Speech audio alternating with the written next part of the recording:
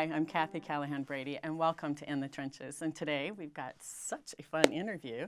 This is Dallas, Texas, right? You don't know it's going to be fun yet, so that's a little premature. This can really go downhill quick. It already started. Yeah. Anyways, thanks for coming. Well, you have to say my last name, otherwise people are going to really think it's Dallas, Texas. I kind of like that. All right. No, they'll put it on the screen. Oh, okay, good. Right. Yeah, Dallas, Kincaid, or Dodged something a bullet. along those Good. lines, Yeah. right? We got this happening. Okay. But thanks for coming, seriously. Thanks for having me. Yeah, no, I always, I love these interviews and stuff because it gives people an opportunity to get to know some of the individuals who are advising our companies too. And I love that it happened that just yesterday we were in. It did. Yeah, it was a good session. Yeah. I enjoyed it. Yeah, it's very enjoyable for me. It's I listen to a lot of these people talking, and it's like, oh, I've been through that. I know what they're feeling. Yeah, yeah, for sure. Yeah, that's for sure. So tell us a little bit about your company. Okay, well, it's everyone always asks me this, and it's like, we do a lot of different things. But my company is Xecunet. We've been in business since 1998. We do a whole slew of IT-related type of things. So we do data center, managed IT services. We do voice over IP. We have another division that does cable assembly and cable manufacturing, and then we do fiber connections to businesses. Okay, so people who didn't get any of that, it's phones and computers. It's dorky, geeky stuff. Okay, you're welcome. And it works all the time. It works all the time, every time, and everyone loves it. Yeah. Yeah. Well, your much people rejoice. are amazing. Well, thank you. Sure. Yeah. Yeah. Very patient. Yeah. Yes. Let's not go there. But how did you get into this business? You know, something you grew up, you just always wanted to be in this. Well, I always grew up as an entrepreneur. I mean, I grew up at a young age. I mean, back when you could have paper routes, I had a paper route and I had a newspaper stand in front of a Dunkin' Donuts, and I would go there and sell flowers on Valentine's Day and Mother's Day and do my papers. And this is outside of Boston. I was going to say when they allowed you to do that. Probably. Yeah, I know. I'm like 11 years old and I'm out there selling flowers with a big bundle of cash in my pocket. Right. Can you imagine now? Never. That would never happen. Dunkin' Donuts, no. No. Dunkin' Donuts wouldn't allow it. But exactly. Yeah. So there'd be some liability, lawyers would be there. But yeah, I ended up, as part of my entrepreneurial spirit, I ended up selling my spot that I didn't own in front of Dunkin' Donuts. You really? For $500. Just so somebody could sit at the spot that I didn't own after I moved on from doing the newspaper stand. I want to interview the kid that bought that. It was an adult. It was like, I'm like 12 years old and I'm working this deal with this like 30-year-old guy to sell papers in front of Dunkin' Donuts. Yeah, I know. And go figure. So I always had this entrepreneurial spirit. He's probably the owner of Dunkin' Donuts. He just wanted to get you off. Or he's still sitting in front. Yeah, right. Yeah, look, kid, I'll give you, you can either have 4 dozen donuts or $500. Right. What do you want? Yeah. No, I've always had that entrepreneurial spirit, and I worked in radio and television. I did that for many, many years, and kind of you're wondering. I know you're looking at me now. How do you do that segue from radio and television to computers? So, my hat goes off to my parents, because when they were when I was young. They said, oh, computers are going to be this new up and coming thing. You should really get into doing it. So, I started doing computer programming when I was really young. And I mean, I was doing, 7 years old. I'm writing programs and stuff. And then I got into. You were a geek. I really wasn't, because then I got. That's it. I'm done. No. So it was, I got into radio and TV, and I kind of decided, all right, I kind of took a break from doing the computer stuff, and then I got sick of doing radio and television. I mean, the one good thing is it brought me here to Frederick, and I absolutely fell in love with the area. And when I decided I didn't want to do radio anymore, I was like, I don't really know what I'm going to do, but I know I want to live here. So big, that says a lot for Frederick and the power. Yeah, so I just love it here. It's a beautiful place. Reminds me a lot of home. I grew up in Maine and in Boston, so kind of had a whole little trajectory up the East Coast. And so I was kind of deciding what I should do, and I started working part-time at this internet company that was here. And I worked there for, 6 months, 7 months, and I was just like, I can do this better. And that's exactly what I did. So not many entrepreneurs say that. Yeah, so it looks so easy. Yeah, so it actually ended up working out really well. So I ended up starting the company, and a year later I bought that company I worked for. Did you really? Yeah, It's a much longer, more involved story. Right. We don't have enough time for that today, but grab me sometime and I'll tell you about it because it's a great story, book worthy. So yeah. But you make it sound really easy because you started it, and a year later you buy this next one, and this whole thing. And we were even talking about it with the whole In the Trenches and SGAB, the Strategic Growth and Advisory Board. We want to hear the stuff that didn't work. And I know that It all worked. Everything worked. Oh, God, right. Overnight First time, success. every time. Yeah, it was amazing. I mean, I think kind of going back to my childhood, my parents really just put a good work ethic in me. You work hard, you do a good job, you be fair to people, good things are going to come your way. And that's really how I lived my life. I just work hard. And, of course, I mean, I couldn't even count the millions of things that went wrong along the way. A lot of times people will ask me like, oh, what's the secret to your success? And it's like, a lot of it's luck. You're just in there. I mean, that's the truth. I mean, anyone who tells you different is really lying. A lot of times you're in the right place at the right time. Yeah. You yang when you should yang, and or when you shouldn't yang. And I don't even know if that made sense, but we'll go with it. I got it. You got the point. So a lot of it's just everyone says the secret sauce. The secret sauce is really finding all of your ingredients along the way and creating what works for you and works for your business. So I wish I could tell you like one specific time that something went wrong, but there was a million of them. I mean, that's how it is. And that's part of the thrill and the journey of being an entrepreneur.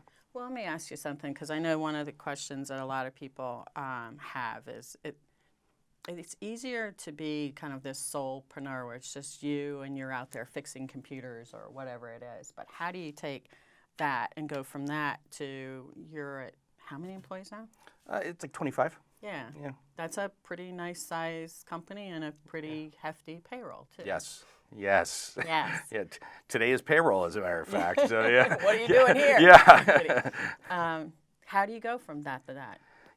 I think that's probably the biggest challenge as a business owner. It's kind of you start off and you're having to do everything, and it's like knowing, okay, it's time. I'm not really good at this. This isn't what I'm good at, and letting that go. And I think that's a big challenge that you see a lot of times with people who are starting businesses, is that they're so in that mode of like, oh, I have to do it all. I'm doing everything, not knowing when it's time to stop doing that and let other people do it, and handing it off and turning more into a mentor for your employee as opposed to just doing their job. Right.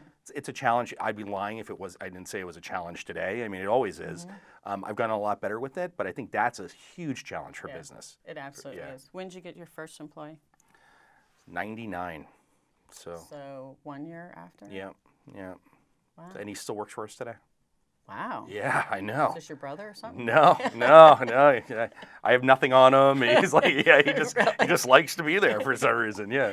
No. So all of our, I will say that when I was working in radio and I was working these other jobs and stuff, and I've worked a lot of different little jobs.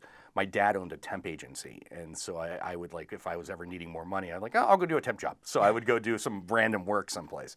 And I worked for a lot of really crummy people, and I kind of decided that, all right, if I'm going to do this, I'm going to make this a place that people, you're spending 8 hours a day someplace. They become your family. Yeah, absolutely. And so most of the employees that we have in core positions have been here 20 years, 19, 20 years. Wow. Yeah. That says a lot about you. Or I have a lot on them. I don't know. So and I love it. We do. We all love it. We've been through marriages and deaths and babies and all of that. It really has become a family. It's pretty important to all of us, I think. Yeah, it is to me too. Yeah. I think that's pretty cool. So I got all these questions here, but I'm kind of like, I don't know about a lot of this stuff. If you're gonna leave them with just pieces of advice. Who?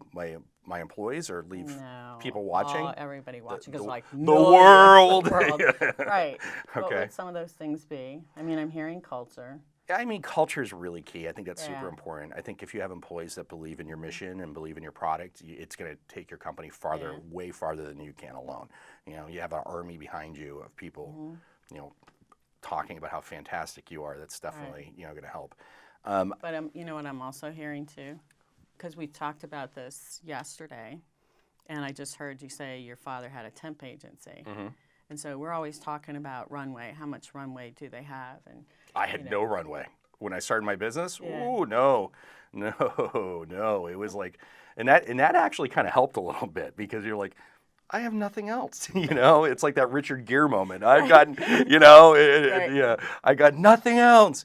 And so you just kind of had to make it work and make it, and it still drives me today. It's like I've lived with no money, I've lived with lots of money, and it's like I know I can live both sides of it. Right. But definitely having money is a lot happier. Yeah. I'm not gonna lie. You can go on a lot of nice vacations and Right. stuff. So I mean, it's like I know I'll be happy either way, but I definitely, it's become.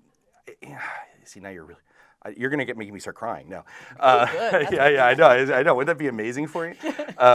No, I think as the business has matured and I've matured as a person, it's really become a lot less about me and more about my team and about my employees. And you talk about payroll. I mean, it's super important to me. Like I understand it. Not only do I have to pay my bills, but all these people are depending on my decision so they can pay their bills and take care of their families. So I think it's kind of as you grow the company, where your responsibility lies shifts quite a bit. Boy, that's for So sure. yeah. All right, give them something else. Something good. That wasn't good? No, that wasn't good. I want more. Oh, jeez. I absolutely want more. I think ethics, business ethics are very important too. I think If you want your customers to keep I think a lot of times, and I've seen this in the past with competitors, it's kind of like rather than really doing the right thing for your customers, and you kind of get a little bit greedy. And especially in Frederick in this area, it's too small of a town. Once you crumble somebody else's business because you screw them over, it comes back to you, and then they talk to everybody else. It's a small world, for sure. is. Yeah, so you're always crossing paths with somebody. It's like, oh, I remember that person. So, Boy, that's for sure. yeah. Very cool. All right, so who was your mentor growing up?